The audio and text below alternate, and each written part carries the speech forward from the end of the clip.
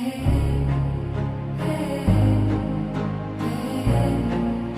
first day of the presentation we had here,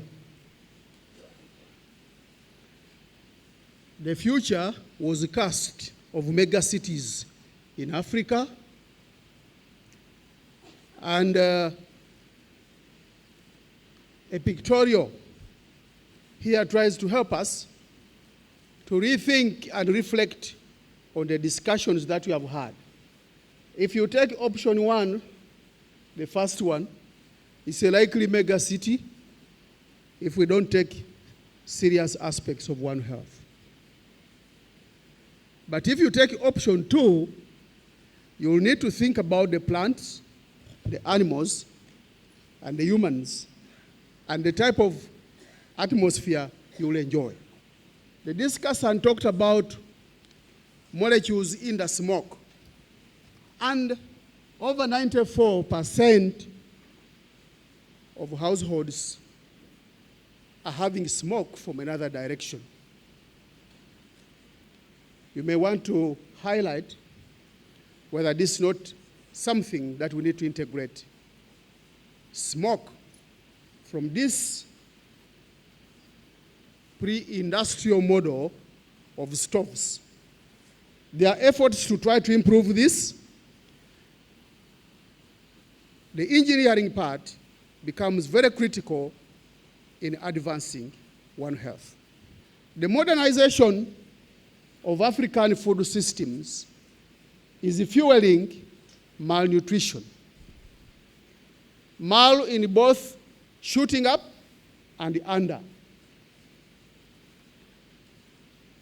What can be done from the discussions that we have had to ensure that the young people do not think that the way we do things with these fast foods is the modern way. Everybody wants to do what is being done in the US, what's being done in Europe, and so on. What should be done? A One Health approach is critical.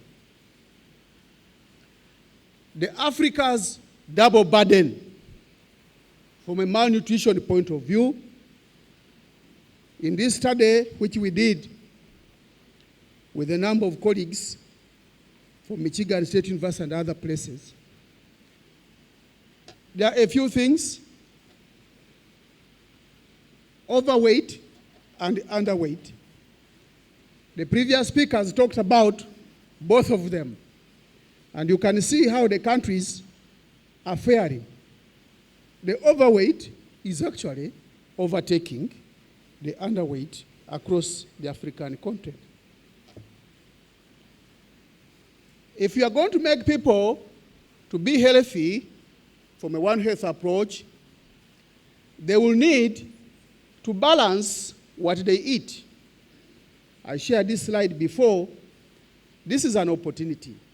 You will not avail these nutrients from the diverse resources if we do not take a One Health approach where everybody knows that the well-being of the people, of the animals, and the environment is critical to all.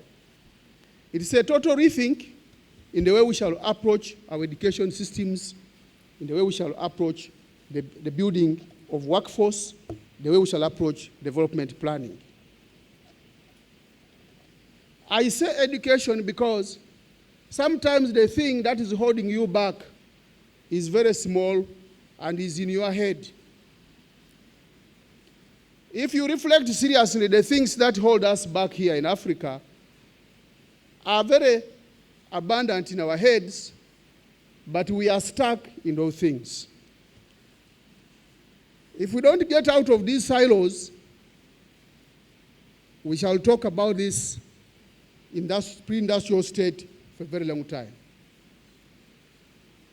I talk about the head and being held there because this map, which shows the people enrolled in tertiary education in Africa, you can see the map.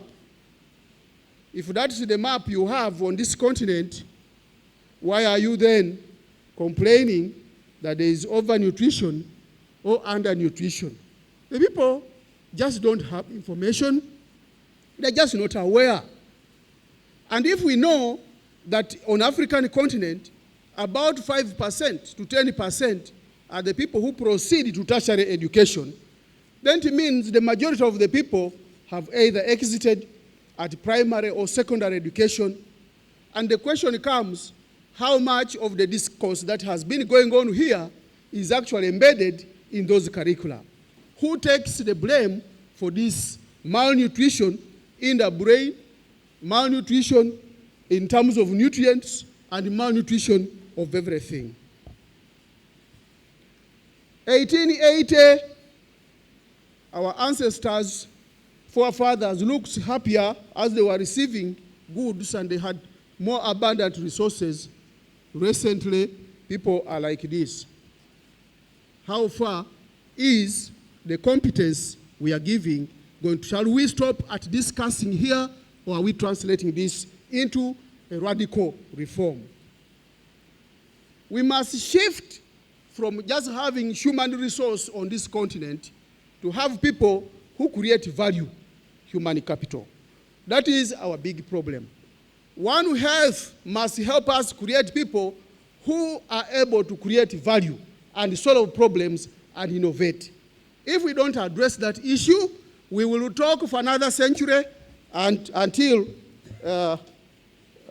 some metaphysical person eventually comes to save us. What transformative human capital does is an example you've seen in Israel. The people have been given capacity right from the grassroots, and they have changed the desert into a pearl of green place like here. On the African continent, where people have the green, are busy changing it into a desert. What will One Health do? A pre-industrial state I discussed here, some of the sites you see in the urban centers with agglomeration, mingling of animals, plastics, and all these are things. This must be addressed in a more holistic way, non-communicable. The flow, the waters of Africa, with the molecules that are flowing in there, I would like to quickly highlight here that the previous discussants talked about the challenge of utilizing, managing, and governing molecules which are important for life. They are important for life, but we are grappling with them. They were approached from a medical point of view. We all know that we have just been outside to replenish with glucose molecules. We all know that the chemicals that were mentioned here in the smoke have medicinal value. The issue now is the molecules in the environment which support life. How do we use them? How do we manage them? And how do we govern them? It is very clear that we have never prepared our people, even a curriculum, on how to use these molecules. The utilization of glucose. If we send a message that the use of glucose is negative, we are creating another problem. We need to state that we need glucose in order to fuel the system, the biological system. But the use of this molecule must be properly managed. There must be proper governance of this molecule. Similarly, all other molecules that we are using to manage life, including all medicines. Tobacco molecules are just some of them. There are other molecules that we are using to enhance life. There are other molecules that we are using to make agriculture grow. How do we manage, utilize, and govern them? This is a new concept which requires a One Health approach because there's no dominancy in this area. You can see molecules are finishing off the biodiversity, but these molecules must be properly governed, a One Health approach. As you talk about that, the non-communicable diseases, water-stressed continent. We were told, we were discussed here, that the next generation continent is Africa, where the people will be and doing business. But this is also where you don't have the water.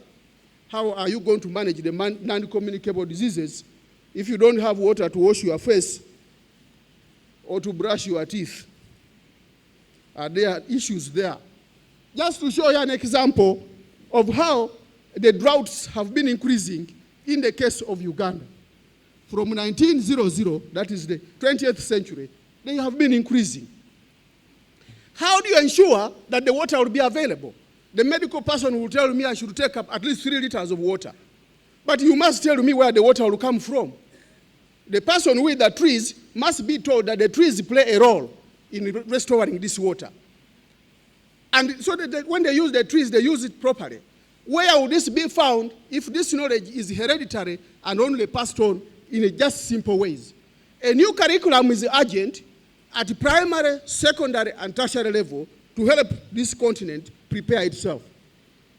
Tanzania, Kenya, Uganda, you can see the water stress by 2025, how much cubic meters of water you will have. It's the next generation of wars. Climate change projections for Uganda, if you have a change in 2 degrees, even the coffee we are growing will be phased out. This shows you some of the damages. If these trees are being phased out, are damaged, where would the nutrients come from? So we will be prescribing, go and have some dodo, some leaves like this, but where are they? We should know where they are coming from. And so the whole value chain of supply of these molecules is very important, and One Health approach is critical. One Health means we all focus on a corporate destiny. And therefore, these traditional ways of doing curricula and how we have handled, they did very well. They did very well. But there is a need to reconstruct, disband even some of them, and reconstruct new packages that are focused on addressing new opportunities. I would want to summarize. The previous speakers discussed utilization, management, and governance of biomolecules which are of a physiological, medical, and other value. There are those of agricultural nature as well, these were just samples that were discussed. I would like to make clear that were samples, but there are many more. Number 2, in there, it was mentioned that food systems supply these molecules. How do you manage the food system so that you continue to have the glucose, utilize it, but with knowledge and wisdom? Livelihood system, the people who are on border, taxis, and so on. This is okay to be on these things, but you need to have the capacity to know how to manage and do the livelihood system. This is a curriculum issue of a One Health nature that must be addressed. If the people who are riding these bikes are exiting at lower secondary and so on, the curriculum should be addressed so that they go out competent people to live One Health and give us the next generation of a continent that we desire. Environmental issues were discussed. Number 4, parenting and child development issue. This is a curriculum issue. If parents don't know how to develop the children and the things, why do we wait to discuss this when we are at the university? Why are we not capacitating? We all know prevention is better than cure. Management of success and life challenges. That was the testimony we had. When the challenges come in life, we run to the molecules to serve us. We feel very good when I take some alcohol, or I feel very good when I take some tobacco. The molecules are there to help us. They are not very bad, but how do you manage and utilize them? The capacity of the people to utilize these natural molecules given to us to facilitate life must be built in a very unique way. The education systems, I have mentioned that, the diagnostic and surveillance systems, to tell us where the molecules, I've just been highlighting in the environment, how things are moving. Who is there to tell us where the molecule is under this molecule so that we are able to govern these molecules? I'm emphasizing the point of governance of molecules. The molecules are mobile. The molecules are available. The molecules are a resource for use. But we don't know how to use them, manage and govern them. Only in the last stage, when the molecule has found and is destroying you to death, is when we are managing something. We need a completely new approach to manage these molecules. The governance systems that disrupt, that we have talked about, that people are hungry, people are fighting, they're running up.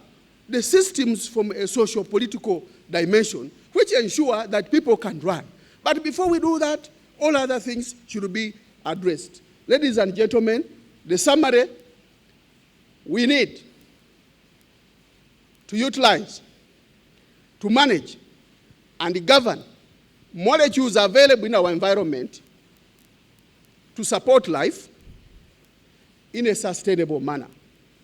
It is very clear we are very ignorant about these molecules, and we are only firefighting the consequences. We need a One Health approach in capacity building, in the delivery. Thank you very much.